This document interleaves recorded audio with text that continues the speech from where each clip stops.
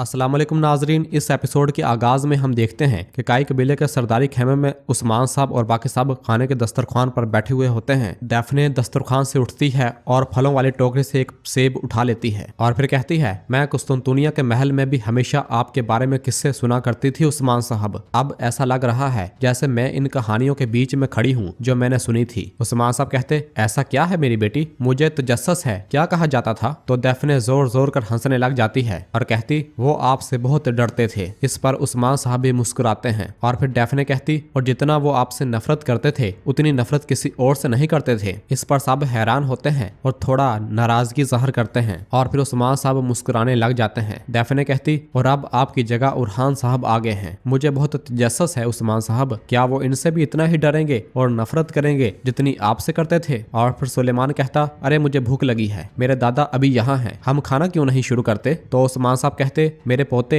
मैं चाहता था कि हम शाहीन शाह साहब के साथ खाना बांटें, हम उनका इंतजार कर रहे हैं। और फिर मलहून कहती, शाहीन शाह साहब हमसे जवाब के मुंतजर हैं उस्मान साहब, हम उन्हें क्या कहेंगे? तो उस्मान साहब कहते, इतने हंगामों के बीच बात करने का मौका ही नहीं मिला है ना बेटी, क्या तुम्हारे पास कोई जवाब है? इस पर फातिमा खामोश हो जाती है और सब लोग फातिमा की जानब देखते हैं, जबकि दैफने भी फातिमा को खामोश देख रही होती है। मलहून कहती, ये गीत हमारी आंखों के सामने बड़ा हुआ है, वो जैसा अंदर से है वैसा ही बाहर से है, क्या ऐसा नहीं है? तो अलाउद्दीन साहब कहते, ऐसा ही है माँ, अगर फातिमा भी मुनासिब समझे तो इंशाल्लाह ये बेहतर ही होगा। और फिर उरहान साहब कहते, ये शादी हमारे खानदान के लिए बहुत मुबारक है, इस तरह हम शाहीन शाह साहब को भी खून के रिश्ते से अपने खानदान से जोड़ लेंगे। इस मकसद की खातिर बहुत सी कुर्बानियां दी गई, कई मुश्किल रास्तों पर चला गया, है ना फातिमा? अगर फातिमा की कोई और मुराद ख्वाहिश नहीं है तो उस्मान साहब फातिमा की जानब देखते हैं, जबकि फातिमा मुसलसल खामोश होती है। उस्मान साहब कहते, बात तुम करोगे मेरी फातिमा, यहाँ कोई अजनबी नहीं है, बोलो बेटी, हम तुम्हें सुन रहे हैं। लेकिन फातिमा कोई भी जवाब देने के मुतहम्मल नहीं हो पा रही होती और खामोश रहती है, जबकि मलहून भी फातिमा की जानब देखती है। तो फातिमा कहती, सरदार बाबा, चूंकि हमारा पूरा खानदान इस रिश्ते की ख्वाहिश रखता है और अभी मजीद कुछ आगे कहने ही लगती है। तो हलीमा कहती, नहीं मैं नहीं रखती, मेरी बहन जो भी कहेगी मैं इसके साथ खड़ी हूँ, लेकिन हरगिज कोई ऐसी बात मत कहना जो मैं नहीं चाहती हूँ। ये सुनकर उस्मान साहब मलहून की जानब देखते हैं तो मलहून कहती, हलीमा बस करो अब बेटी, तुम्हारी बहन तुम्हारी जैसी नहीं है, वो खानदान के लिए जो बेहतर है उसे कबूल कर लेगी। और फिर गोंजा भी फातिमा को थोड़ा तसल्ली देती है। तो फातिमा कहती, मुझे इजाजत दें बाबा, मैं सोचना चाहती हूँ, क्योंकि ये घर मेरा है, मैं कुछ वक्त सोचना चाहती हूँ। तो मलहून कहती, इसमें सोचने वाली क्या बात है मेरी बेटी, अब वो आएंगे और पूछेंगे, क्या हम कहें कि इंतजार करें, क्या ये कोई होने वाली बात है? तो नीलोफर कहती, माँ फातिमा ने साफ इनकार नहीं किया, लेकिन आप भी इस पर दबाव न डालें तो बेहतर है। और फिर इसी दौरान शाहीन शाह साहब इजाजत लेकर खेमे के अंदर दाखिल होते हैं। यगीत और दीदार खातून भी उनके साथ होती है। शाहीन शाह साहब आकर कहते, अस्सलाम वालेकुम। तो सब कहते हैं वालेकुम सलाम और दस्तरखान पर बैठ जाते हैं और यगीत फातिमा की जानब देखता है। उस्मान साहब कहते, चलें शुरू करें और बिस्मिल्लाह पढ़कर खाने को तकसीम करते हैं और सब लोग खाना खाना शुरू कर देते हैं, जबकि फातिमा बहुत परेशान नजर आ रही होती है। जबकि दूसरी जानब हम देखते हैं कि फलादियोस अपने घोड़े पर सवार हुए आर्मदोस किले पहुंचता है और अपने घोड़े से नीचे उतरता है और आसपास देखता है। उसे वहां पर कोई भी नजर नहीं आ रहा होता। और फिर इसी दौरान एक जानब से आदमी निकलता है और कहता है, हम भी तुम्हारा इंतजार कर रहे थे फलादियोस, क्या तुम हमला करोगे? इस दौरान उसके बहुत से सिपाही बाहर निकल आते हैं और अपनी तलवारें फलादियोस पर तान लेते हैं। फलादियोस अपनी तलवार निकालने लगता है तो वो आदमी कहता, अगर मैं तुम्हारी जगह होता तो ऐसा ना करता, मेरा नाम आर्मागेदोन है, मैं तुम्हारे लिए मुकद्दस मुआबद सुरमाओं के अजीम उस्ताद हेक्टर का सलाम लाया हूँ। तो फलादियोस कहता, हेक्टर? हाँ, उसने क्या किया? क्या सारोज को भी तुम्हारी तरह अपना कुत्ता बना लिया? तो आर्मागेदोन कहता, सारोज को एक छोटे से खेल के जरिए हमने बोरसा से निकाल लिया, उसने चारा निगल लिया, उसने सोचा कि शहनशाह के सिपाही जा रहे हैं मगर उसने अपने सामने हमें पाया। तो फलादियोस पूछता, तुम क्या चाहते हो? तो आर्मागेदोन फलादियोस के पास आकर पूछता है, शहनशाह कहाँ है? तो फलादियोस कहता, वो आर्मोडेज में मारा गया, उसकी लाश उरहान ने ले ली है, कौन जानता है शायद सल्तनत में इंतशार फैलाने के लिए वो उसे कस्तंतिनिया भेज दे। तो आर्मागेदोन कहता, जब दोबारा हमारा सामना होगा तो तुम मुझे एक जवाब दोगे फलादियोस? फलादियोस पूछता, कैसा जवाब? तो आर्मागेदोन कहता कि इसका अंजाम क्या होगा, और ये कहकर वहां से रवाना हो जाता है, जबकि उसके आदमी भी उसके साथ चले जाते हैं। तो पीछे से फलादियोस गुस्से से कहता, सारोज ऐसे जाल में कैसे फंस सकता है?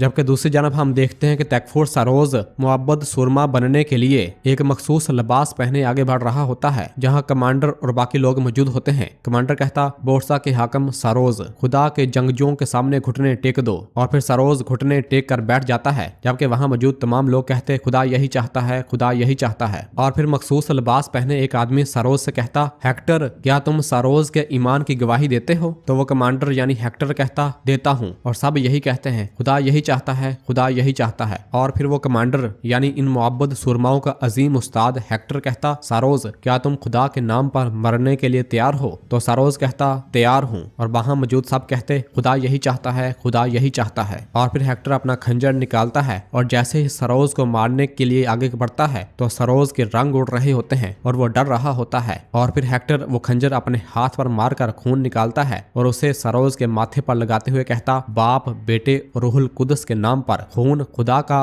और मोहब्बत के सुरमाओं का है। तो वहां सब कहते आमीन। सरोज भी कहता है आमीन। और इस तरह तैकफुर सरोज अब मोहब्बत सुरमा बन चुका होता है। जबकि इधर काई कबीले के सरदारी खेमे में जब सब लोग खाने के दस्तरखान पर बैठे खाना खा रहे होते हैं तो खाना खाने के बाद शहनशाह साहब उस्मान साहब से कहते, इंशाल्लाह आपने खाने की दावत अच्छी खबरें सुनाने के लिए दी है ना उस्मान साहब? ये सुनकर दैफने भी जोर जोर कर हंसने लग जाती है और कहती, क्या आपके यहाँ भी ऐसा ही है? हमारे यहाँ भी शादियों का फैसला बड़े करते हैं। मैं जितनी भी शहजादियों को जानती हूँ उन्होंने अपनी रियासतों के लिए ऐसे बादशाहों और शहजादों से सियासी शादियां की जिन्हें वो जानती तक नहीं थी। बिल्कुल एक मेरी बहन, वो अपनी जबरदस्ती की शादी से भाग गई और उरहान साहब से शादी कर ली। ये सुनकर कासिम पूछता, बाबा क्या आपने माँ को अगवा किया था? उरहान साहब कहते, हाँ, और सिर्फ एक बार नहीं बल्कि कई बार। और फिर हलीमा कहती, ओहो, तुम्हारे अलाउद्दीन चचा ने भी तुम्हारी गोंजा चची को अगवा किया था। और फिर दीदार खातून कहती, हमारे यहाँ यह कोई सियासी शादी नहीं है दैफने, हम चाहते हैं कि हर काम रजामंदी से हो। क्या ऐसा नहीं है मेरे हजूर? तो शहनशाह साहब कहते, बिल्कुल ऐसा ही है। फातिमा खातून हमारे लिए बहू नहीं बल्कि हमारे घर की बेटी होंगी। उस्मान साहब कहते, इसमें मुझे कोई शक नहीं है शहनशाह साहब, हमने मशवरा कर लिया है, हम सब रजामंद हैं। हमारी बेटी सोचने के लिए मजीद वक्त चाहती है। यह सुनकर शहनशाह साहब और यगीर थोड़ा परेशान हो जाते हैं। और फिर शहनशाह साहब कहते, जरूर जरूर, फातिमा बेटी जैसा चाहे वैसा ही हो। और फिर उधर सराय में जब सब सिपाही बैठे खाना खा रहे होते हैं तो दुमरल कहता है, भाइयों मैं तुमसे कुछ पूछूं, किस वजह से मोहब्बत के शूरवीरों ने शहनशाह पर हमला किया? क्या वो इसी रास्ते पर नहीं चलते? वो सब काफिर हैं। तो बालाबान कहता, मैं तुम्हें इसकी वजाहत करता हूँ, लेकिन तुम्हारा छोटा दिमाग सूरत हाल को समझने का रुझान नहीं रखता। दुमरल कहता, बालाबान ये काफी है, और उसको गिरबान से पकड़ लेता है। तो इस दौरान एराज खातून वहां आती है और कहती, लड़ाई बंद करो, रुको।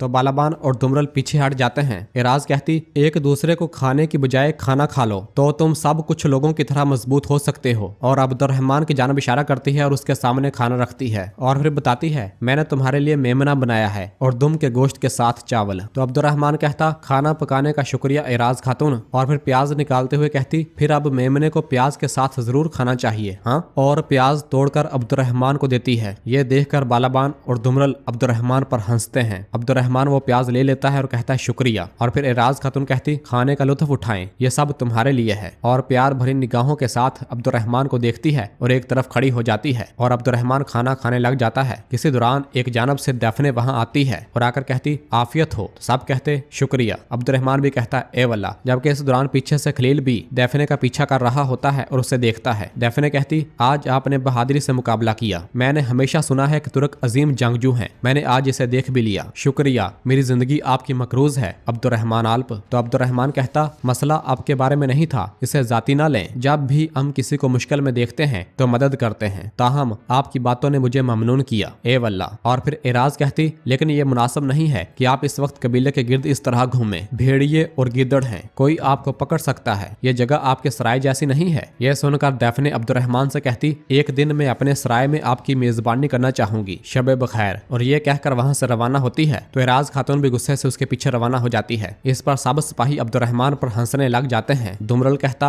वल्ला, एक दिल एक वक्त में दो लोगों से मोहब्बत नहीं कर सकता, लेकिन एक आदमी के लिए दो उम्मीदवार। और सब जोर जोर कर हंसते हैं। तो अब्दुर्रहमान अपना कुल्हाड़ा उठा लेता है और कहता है, जो अपना मुंह खोलेगा वो मेरी कुल्हाड़ी के धार से मिलेगा, तुम्हारी मालूमात के लिए। तो दुमरल कहता, ठीक है, इसका एक गहरा मतलब है, और हंसने लग जाता है। तो अब्दुर्रहमान कहता, दुमरल, लेकिन सब सिपाही हंसते ही रहते हैं और खाना खाते हैं। और नाजरीन इसी जगह पर एपिसोड खत्म करते हैं। मिलते हैं बहुत जल्द अगली एपिसोड के साथ। वीडियो को लाइक कर दें और जिन दोस्तों ने अभी तक चैनल सब्सक्राइब नहीं किया वो जल्दी से चैनल सब्सक्राइब कर दें और बेल आइकन यानी घंटी वाले निशान को भी प्रेस कर दें ताकि आने वाले एपिसोड्स आपको आसानी मिल सकें। दुआओं में याद रखें। अल्लाह हाफिज।